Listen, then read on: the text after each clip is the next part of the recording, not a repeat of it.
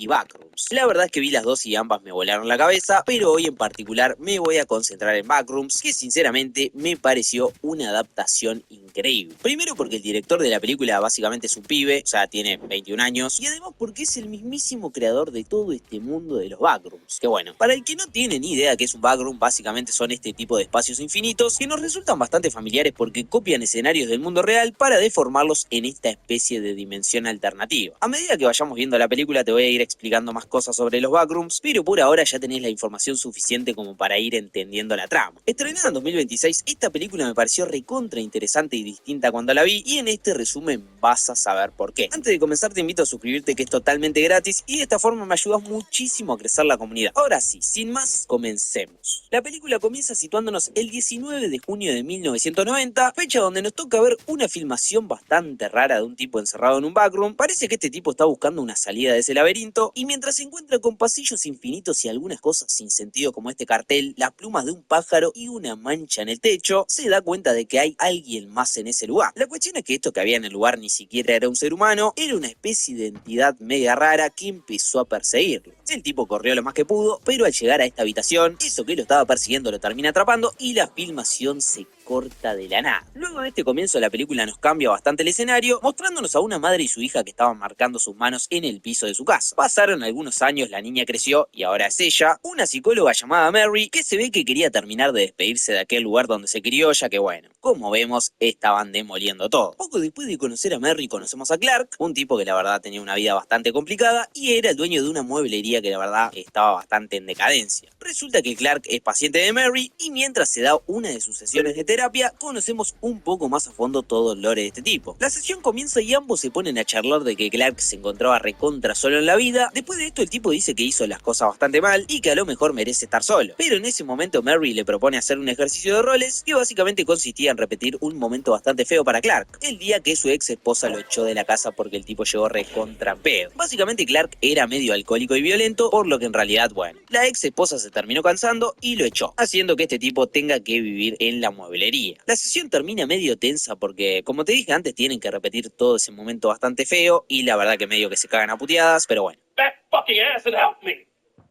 Poco después de esto vemos a Clark en su trabajo, preparado para filmar un comercial y poder publicitar su mueblería, ya que el tipo no vendía nada y bueno, nadie entraba a ese lugar. Parece que con esto tampoco le va muy bien, porque además de disfrazarse como pirata y tener que caminar así para sostener al personaje, se termina cayendo de una silla, lo que lo hace frustrarse cada vez más, que la verdad que tiene una vida de mierda. En ese momento, estos dos pibes lo estaban ayudando a grabar el comercial, por lo que por lo menos por ahora tenía compañía, pero aún así Clark estaba estresado porque las ventas habían bajado bastante y tenía que hacer todo lo posible por aumentar las ganancias. Para peor, Clark tenía varios arreglos que hacer en la electricidad de la tienda, ya que hace días tenía una falla de luz que en realidad no sabía de dónde carajo venía. Por suerte ese mismo día llegó un electricista a ver qué onda, pero lejos de encontrar una solución, encontró un par de llaves de luz que la verdad que no tenían mucho sentido. Clark tenía las pelotas llenas con el tema de las luces, ya que todo el día parpadeaban y hace tiempo estaban buscando la solución, pero seguían sin encontrarla. Siguiendo con la película, ahora volvemos a Mary, quien andaba en su casa mirando uno de sus anuncios motivacionales para atraer más clientes. Parece que muy internamente Mary también estaba bajoneada y mientras veía este anuncio tenía a su lado la mano que había marcado con su madre en el cemento. Sí, no tengo idea cómo se la llevó para la casa, pero bueno, capaz que aprovechó que todo estaba hecho escombros y se recontra robó el piso. No sé. Mientras esto pasaba, vemos a Clark tomando alcohol en una cama y mirando la televisión dentro de su local.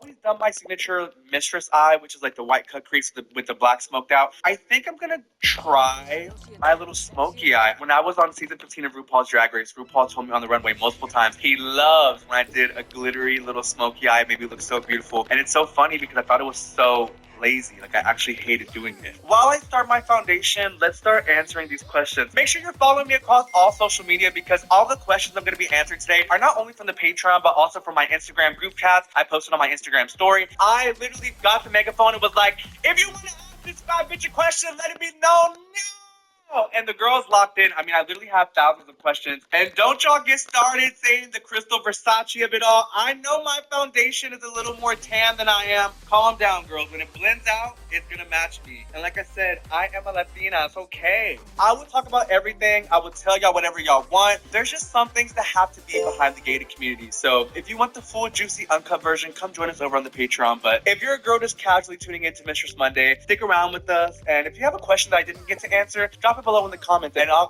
come and answer some of them. First of all, I'm looking at this and at the top it says one of the most asked questions. Are you on Ozempic and what's the diet? Let's just get this out the way. I have answered this question multiple times on multiple platforms. Am I on Ozempic, Zepbound, Mounjaro, GLP-1, peptides, any of the denominations of the ecosystem of the Ozempics? I am not on Ozempic. I am not on a GLP-1. But I want to say this. Even if I was on Ozempic, which I'm not, I want to read you the statistics. Like I said, let's remember, I started at 420 pounds, bitch. That's fat as fuck. On Ozempic, adults typically lose an average of 10 to 15% of their starting body weight, about 15 to 30 pounds depending on your initial weight, over the course of a year, mostly when combined with diet and exercise. That is from Google. That is the actual statistical facts of people on Ozempic. I went from 420 and right now I'm sitting at 198, and by the end of the year, my goal weight is going to be 160. So even if I was on Ozempic, I have beyond surpassed any of the clinical studies, any of the statistical data. Regardless, even if I was having 5, 6, 7 shots of Ozempic and taking pills and popping peptides, bitch, I am still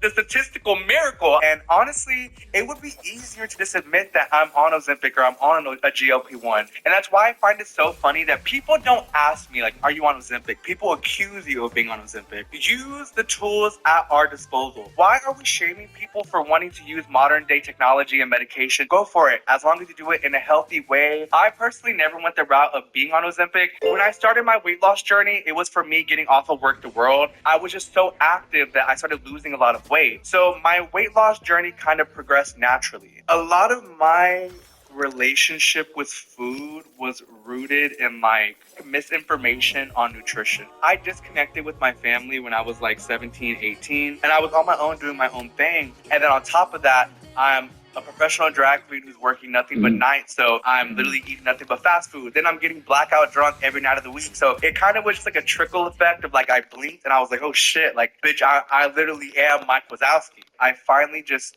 taught myself nutrition and what food is and kind of not to use food as a crutch. I'm gonna take you on the journey of my weight loss. I've been documenting everything as I close in on my goal weight, and I'm getting my entire body done at the end of the year. Like, it's gonna be absolutely insane. So hopefully I'll be able to at least be like an expired twink for the last year of my 20s. Now, as far as the diet, is just killing myself in the gym and eating the same nasty, disgusting thing every single day. Bitch, and the secret is consistency. Speaking true to like being like a true drag queen, this Ben Nye neutral set, I cannot stop using neutral set. I actually hate products with fragrance in it. I think that's why I like the neutral set. Now, this is my secret weapon. I always go in with these Anastasia brow pins. They don't send me any, so Anastasia, if you're watching, I use these both as a boy and drag. I keep y'all's motherfucking pockets lined. And like I said, look how thin they are. I'm so tempted to slip it in when I'm shopping at Sephora, but I always buy them because I do support the girls. This is literally called micro stroke brow pin for a reason. This shit is tiny as fuck. Unpaid bitch, though. These are my true thoughts. The next question comes from Chris over on the Patreon, and he asked, what's the nastiest thing you've ever seen another queen do backstage? I'm gonna take nasty as shadiest because I've seen some real nasty shit. I've seen girls take off their tucket panties. They got they got some chocolate surprise in there. I've seen the girls do some crazy shit backstage. But I think the one that takes the cake, so in Texas, people feel like they own songs. So if a drag queen does a song a lot of times on the show and someone else sees them do it and they do it at their next gig,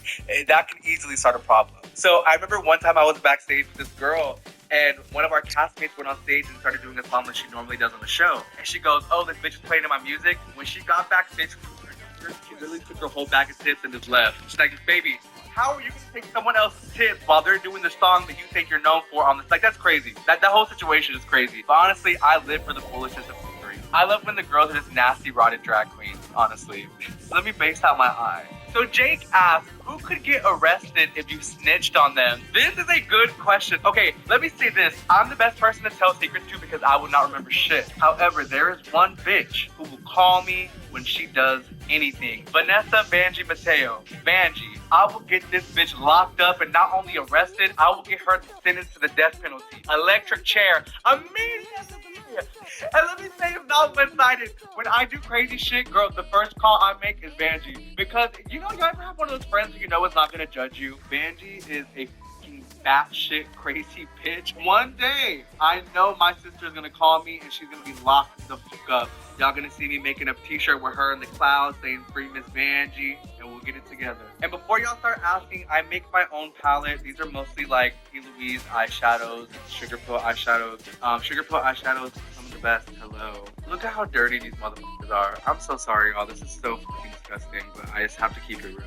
While I clean out these specials, get to the next question. Natalie on the Patreon asked, which Rue girl is the most likely to become a serial killer in your opinion? Y'all know I do not like bringing the same bitches up. I'm not trying to bully this woman. I feel like we all need to leave her alone. But the answer is Ginger Minge. Ginger Minge has been proven to be a compulsive liar. And people keep tagging me in this TikTok where she's saying that she's clairvoyant and has a third eye. I could see Ginger Minge being a serial killer, but also when she inevitably gets caught, I feel like she would somehow convince us that it wasn't her doing. She would convince us that she was possessed by Lucifer himself. And I feel like somehow, some way, she would get it resolved in the courtroom. I don't know, she's just proven that she can lie at the drop of a dime. She has proven that she is that girl. And I genuinely do admire her for it. This next question comes from the real SD. She said, who are you pregnant with on season 15? Listen, on season 15, I was pregnant with Sugar Spice and Lydia. Season 15, it's so funny because we did the season 15 episode review, Lux and I, over on the Patreon. And every single time I look back at it, I'm like, oh my God, I did not realize how big I was. So much of me from season 15 and my initial push to the public is me fucking huge, and I always sometimes feel like it's a totally different person. And not even just like the physicalities, and of course like I physically have changed, but like just also how young I was and like how different things were. It's just eso. Cuando haces una compra a las 3 de la mañana que no puedes. Hola amiga, Argentina acaba de ganar otro partido del Mundial. Yo como loca salí a la calle y también hablar un poco del Mundial, obvio que soy futbolera yo ahora. Ay, no lo puedo creer, el Pulga. ¿Usted es el mismo del nombre de la camiseta? No. ¡Aguántate, bicho! ¡Aguanta que me siento en la ayuda! Bueno. Miren todos los hombres que ¿A vos te gusta el fútbol por las pelotas? Me gustan las pelotas. Ah, tócale la bucela a la señora. ¡Ganó Argentina! Chicos, ¿saben que ella tiene una cábala? Usar la tanga de Argentina. Esta locura no la vas a entender. Lejos, tío. ¿Cómo? Ay, chicas, ¿cómo vivieron este festejo de Argentina acá? No, lo sufrimos mucho. Después del segundo partido los congelé. Estoy trabajando acá. Sí, obvio. ¿Está en el freezer todavía? No, pero ya lo saqué y mirá. A ver, no ataja más pelotas y no atajó más. Amiga, te amo. Todo gracias a ella que en su freezer agarró y congeló a todos. ¿Cómo te gusta tocar bucela? Ay, me gusta que me hagan Yo soy muy mufa. Ay, ¿ella vio el partido? No. Somos hashtag mufa. ¿Alguna vez sufriste tanto en tu vida con algún macho? Sí, con él. ¿Cómo con él? ¿Con él? ¿Te hizo sufrir? Somos novios. ¿Qué es esta relación la banda que tiene? Estamos hace un año igual. Están hace un año y vos no sospechás de que a él le gusta doblada. No, a veces. ¿Sabés cómo me dicen a mí? Torito. Mira qué Porque bien. me gustan los de rojo. Mira qué bueno. Si gana Argentina me das un beso. Bueno, puede ser. Vos viniste a ver hombres acá. Ella espera que gane Argentina nomás para ver bulto. Chicas, ¿y este de acá al lado? ¿Qué te hizo sufrir tanto así como este partido? ¿Un macho? Una chica. Le damos la tijereta todo el día y toda la noche. ¿Alguna cosa que te haya hecho sufrir tanto como este partido? Puede ser una anécdota de una amiga traidora, un macho o algo. Uno me dijo que se rasguñó la espalda y era que se había apoyado con un árbol. ¡Mentiroso! ¿Tenía la espalda rasguñada y te dijo eso? Tenía hasta chupones, boludo. El árbol. Sí, el árbol. Tiene que ponerse un nombre entre todas. ¿Cuál es su nombre? La ferma nos llamamos. La Fermas. La cara de las Fermas oficial. La que tenemos es pedir un rapí y no puede haber un rapí que no esté viniendo en camino, ¿entendés? Todo el tiempo, sin parar. ¿Cuántos pidieron? 7, 8. ¿Y qué se piden? Helado, chocolate, juegos a 7. 7 ganamos. Todas embrolleras.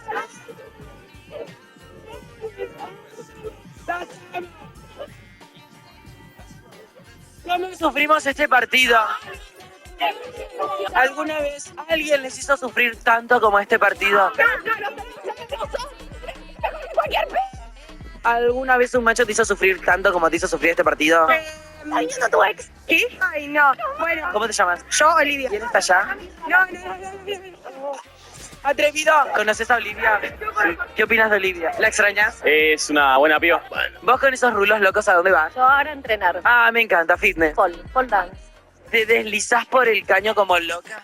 Sí, como puedo. ¿Cómo podés? Lo más loca que puedo. Y cuando tenés una cita, ¿lo tirás como yo sé hacer pole dance? Sí, se vuelven locos. Le hago pole dance con su palo. Explota la cita. Ah, hola francesa. Ella come baguette. Obvio. Te encanta, a vos te encanta. ¿Sabes lo que le gusta el croissant? Y el soltera, casada, divorciada con un macho. Buscando marido, macho. ¿Buscando marido? Le voy a buscar un marido. ¿Soltero, casado, divorciado? Soltero. Hay una señora que está soltera. Por favor, presentame. ¿Cuántos años tenés? 18. Vení. Amiga, te tengo una